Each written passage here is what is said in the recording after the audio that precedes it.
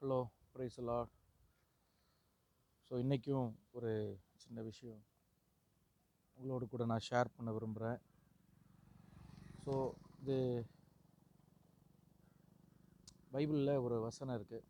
நான் இப்போ நிற்கிறது இந்த பூண்டி டேம் பக்கம். உங்களுக்கு தெரியுதா? பின்னாடி இருக்குது. அது நான் இந்த பக்கம் கீழே நிற்கிறேன். ஸோ பைபிளில் ஒரு வசனம் இருக்குது.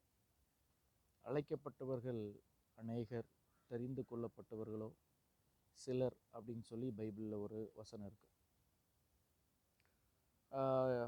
ஏசப்பா இந்த பூமியில் நிறைய பேருக்கு ஆண்டோடைய சுவிசேஷம் போய் சேருது. நிறைய பேர் அழைக்கப்படுறாங்க. ஆனால்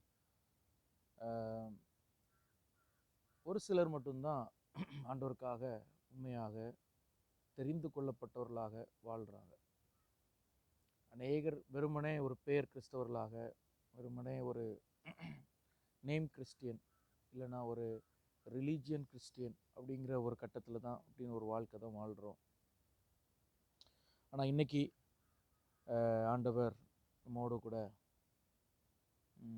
இடைப்படுறார். என்ன அப்படின்னா, நம்ம தெரிந்து கொள்ளப்பட்டவர்களாக மாறுவோம். தெரிந்து கொள்ளப்பட்டவர்களாக மாறணும். தெரிந்து கொள்ளுதல் அப்படின்னு சொன்னால் அதுக்கு ஒரு நோக்கம் உண்டு, அதுக்கு ஒரு பர்பஸ் உண்டு. இந்த பூமியில் நிறைய இடத்துல மழை பெய்யுது, நிறைய இடத்துல தண்ணீர் வருது. ஆனால் ஒரு குறிப்பிட்ட அளவு தண்ணீரை என்ன பண்ணுறாங்கன்னா, இந்த டேமில் என்ன பண்ணுறாங்கன்னா சேகரித்து வைக்கிறாங்க. அது சேமிக்கப்படுது. அது இயற்கை தருகிற இந்த வளம், அந்த தண்ணீர் சேகரிக்கப்படுது. அதுக்கு ஒரு பர்பஸ் இருக்குது, அதுக்கு ஒரு நோக்கம் இருக்குது. அதை வச்சு என்ன பண்ணுறாங்கன்னா, ஏற்ற காலத்தில் அதை என்ன பண்ணுறாங்க,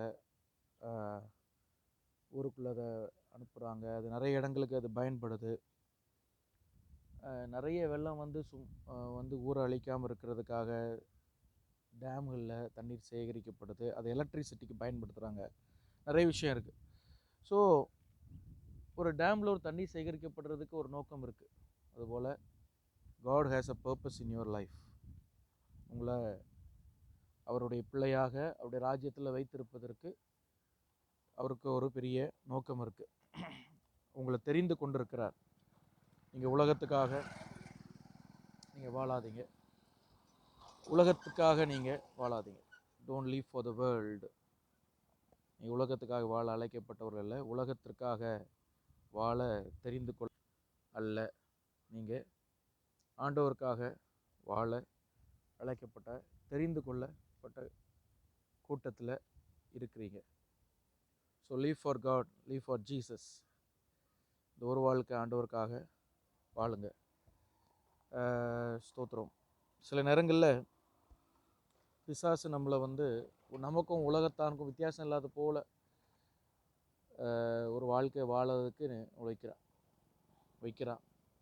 ஏன் ரட்சிக்கப்பட்டோம், ஏன் நம்ம ஆண்டவரை தெரிந்து கொண்டோம், ஏன் அபிஷேகம் பண்ணப்பட்டோம் என்கிற ஒரு நோக்கம் இல்லாதபடி ஒரு வாழ்க்கை, ஒரு வீணான ஒரு வாழ்க்கை வாழ பிசாசு நிறைய நேரங்களில் நம்மை வாழ வைக்கிறான்.